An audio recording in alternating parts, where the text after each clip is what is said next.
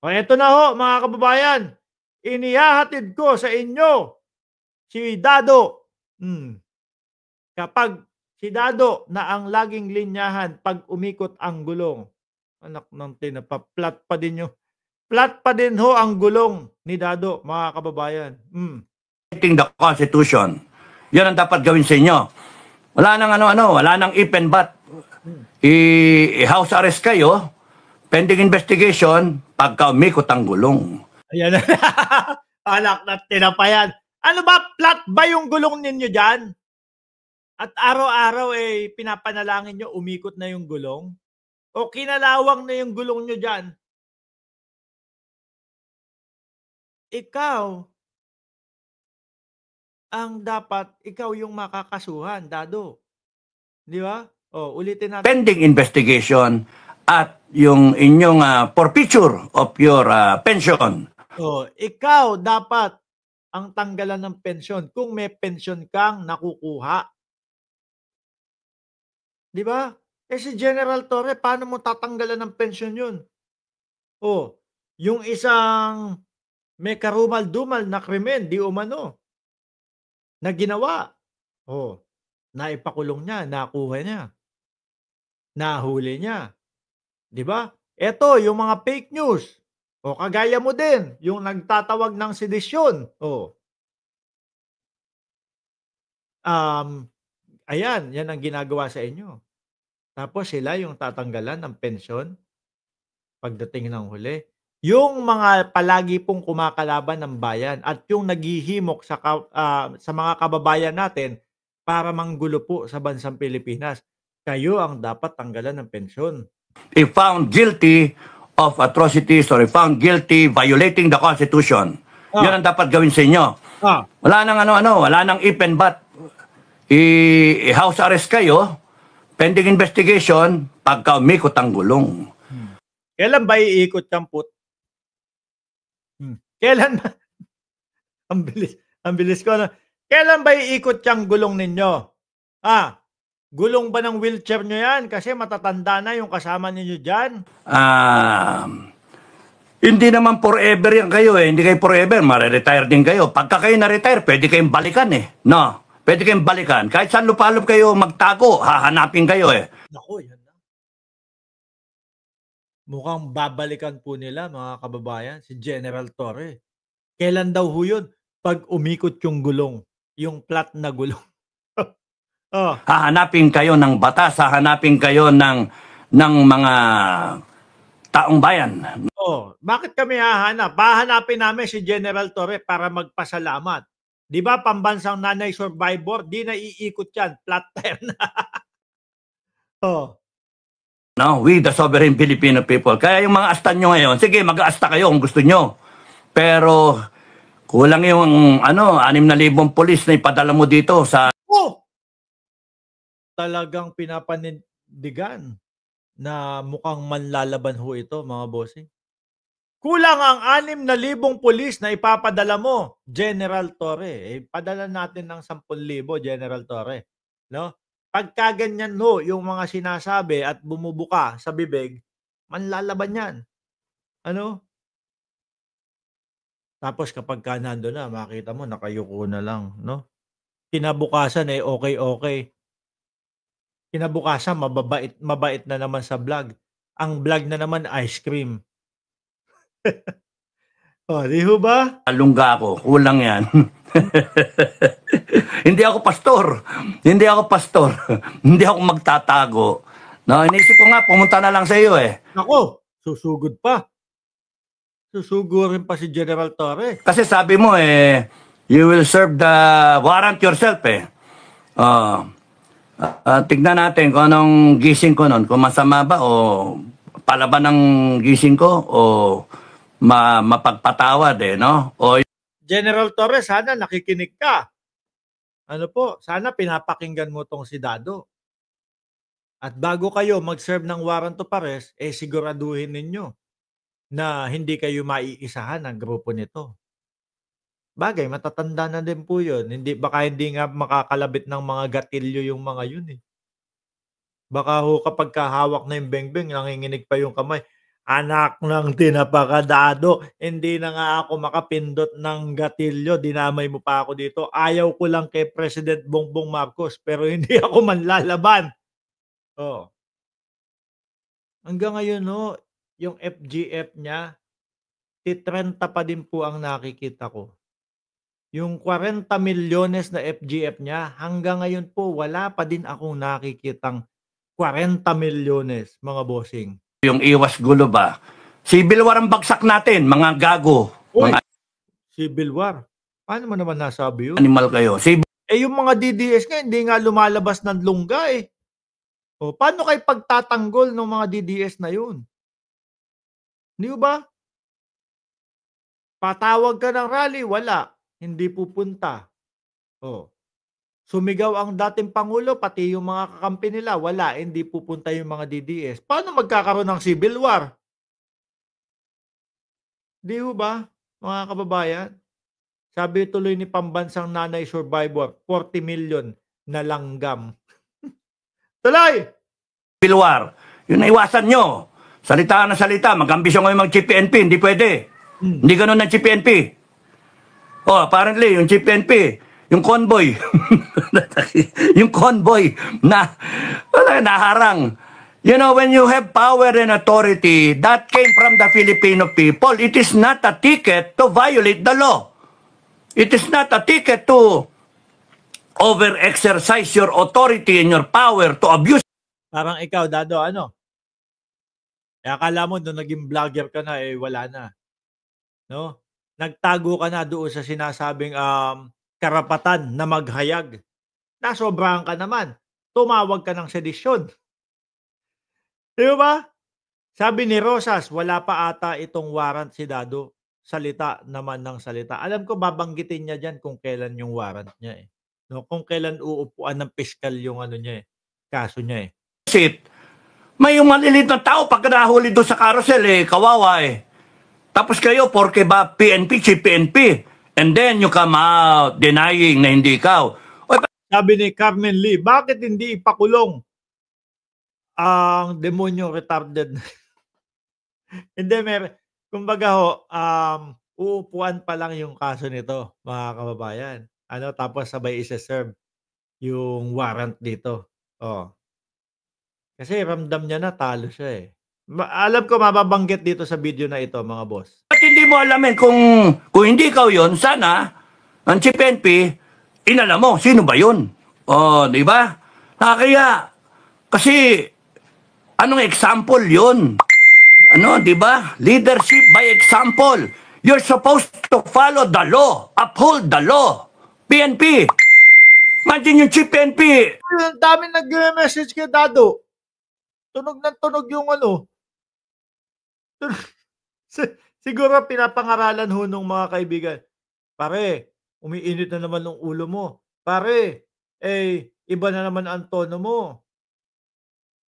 Ano?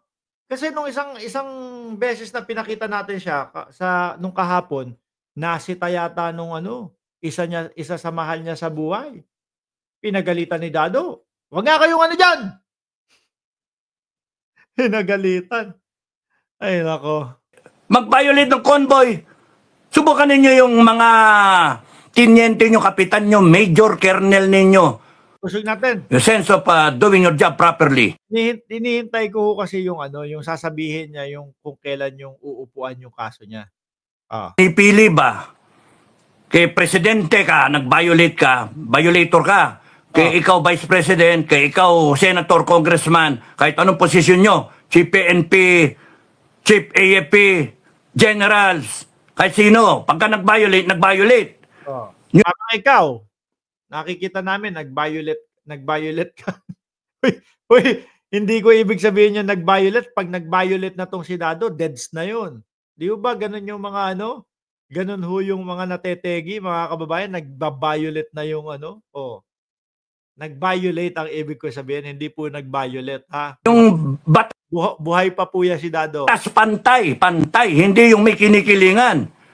At yung bagong administration, dapat ang pananaw, pantay, walang mayaman, walang mahirap. So, kaya nga nasa Oblo si Kibuloy, di ba? Pantay. sa mata ng batas. We, the sovereign Filipino people. Dapat ganon, hindi yung, ay nako, pagka mataas kayo, pwede kayo mag-violate. Hindi, tingnan mo si Kibuloy, nasa Oblo ngayon, di ba? Mataas yun. Bilyonaryo yun. Pagka mataas ka, pwede ka magbangag, pwede ka magdroga. Ay, wala naman patunay niyan. Mana lang talaga sila sa dating Pangulong Duterte. Yung mga ganyang estilo, bangag. Hindi nahuli, walang sisite. Kasi sip-sip lahat, bayad lahat. Pagka congressman ka, pwede kang manduro, pwede kang mag-contempt. Congressman yun, talagang pwede mag-contempt yun. May power sila na mag-contempt. Di ba, Janelle Van der Hearst? Ba't di pa kasi binasag ni Torre ang mukha ng Hindi, professional po si General Torre, mga kababayan eh. Walang niya kayo, abusado kayo. Nakalimutan nyo na yung paninilbe sa taong bayan. Yun yung problema, kaya kami nagagalit, kaya kami maangas. Nakalimutan nyo eh. And kayo pa ngayon ang galit, kayo pa ngayon ang may katwiran. No, hindi pwede. Iikot ang gulong. Punong-puno na ang mga kababayan natin. Kayo lang. No, dahil nga gusto nyong maagaw yung kapangyarihan bilang isang pangulo. Pero yung majority ng ating mga kababayan, naku, masayang-masaya ho, mga kababayan, mga boss chief sir, sa pamumuno ng ating Pangulong Bongbong Marcos. Si Dado na Power Ranger. Gusto ko nga maano ko eh. Ayun na. Laglagan nyo ako ng warrant of arrest para magalit yung taong bayan. Oy, please, wag naman. Tek na yan, yung mga DDS nyo nga, hindi mapapunta doon sa mga sa mga rally-rally ninyo. Susugod pa. yung mga matatapang nga sa vlog, pinatawag doon sa Congress, hindi naman mga sumipot. Tapos may nalalaman ka pang laglagan nyo ko ng warrant of arrest. Talagang ilalaglag sa iyo yung warrant of arrest. Dahil alam mo na sa sarili mo na talagang mali yung ginawa mo. Ganun. Baka mamaya taong bayan ang mag-ano sa inyo eh. I-warrant of arrest kayong lahat eh. Pag kaya napuno na yung kababayan natin. Pigang-piga ng tao. Solvehan ninyo yung mga problema ng mga kababayan natin sa taas ng presyo, yun ang solbahin ninyo. Yung mga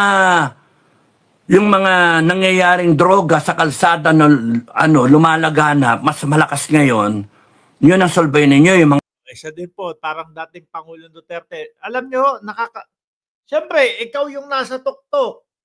Dati kang Pangulo. Yung style mo magsabi nung mga ganyang mga tumataas ang krimen, tumataas ang droga. Kahit walang ebidensya. Siyempre, yung mga tagasunod po at yung mga umiidolo sa kanila, gagayahin lang din po nila.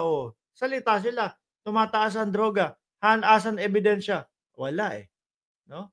Sabi lang yun ng dating Pangulo. Ganyan ang estilo ng mga DDS. Mga biktima, yung mga nanakawan, nare-rape, yung mga sinasaksak, yung mga nakikidnap ng mga bata. Ay, Diyos mio, ano ba klase tayo? Paurong na bansa eh. Yung mga magnanakaw sa gobyerno, yun yung lutasin ninyo. Ikaw, BBM, explika mo yung pagkawala ng pera. Lahat kayo. Hindi, explain muna ni Inday Sara Duterte yung mismong hinahanap sa kanya. Kasi sa vice-presidente, mga kababayan, meron tayong mga tanong na Mary Grace Piatos, meron tayong mga tanong bakit 250,000 yung mga yung mga ginamit nilang bahay. Merong mga Kokoy Bilyamin. Di ba? Merong mga katanungan with matching evidence. Yun ang dapat sumagot. Yung sa inyo naman, nawala yung pera, kayo-kayo lang ang may gawa niyan, kayo-kayo lang ang naniniwala dyan. Di ba? Ibig sabihin, mga kababayan, walang sapat na ebidensya. Akala ko nga, wala na tayong pag-asa, pero salamat sa Supreme Court eh. Kasi yung Supreme Court, kahit papano, nakakita ka ng liwanag eh. Yung pagkakatanong ng Supreme Court, yung pagkakasalita nila, makita mo yung galing ng mga ano natin, mga justices natin. Eh may nagtanong nga sa akin pagka natuloy yung revolutionary government, anong opinion mo? Opinion ko? Putik na revolutionary government naman niya yun. Hindi mo nga mailabas yung 40 milyones ninyo. Ay, sarado lahat yan. Pero itong Supreme Court lang ang matitira na hindi isasara.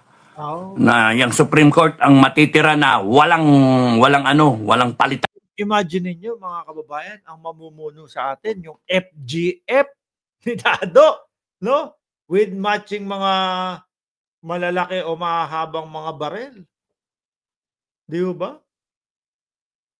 Ang tanong, makapagtulungan ng bayan yun.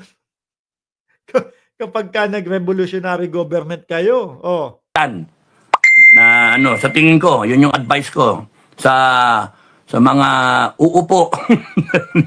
Sana makaupo ako doon. Mukhang magpe-presidente. Siyempre, ikaw, 40 milyones yung nandiyan. Ikaw ang magpresidente doon. Dahil ikaw nga, di ba, ano pangalan nito? Yung tawag kay Andres Bonifacio, siya daw yun eh. Ang Supremo. Di ba? Supreme Pizza, Dado. Ina kayo dyan? Kung ano-ano pumapasok sa isip nyo.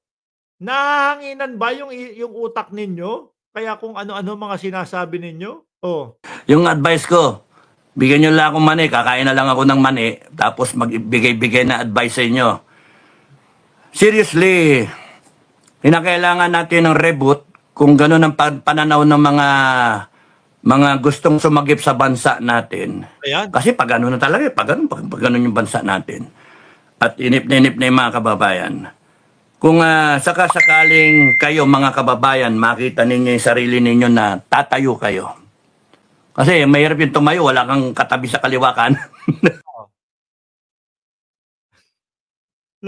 Natawa sa sariling joke niya. Oh no, wala akong kasama, wala akong kakampi.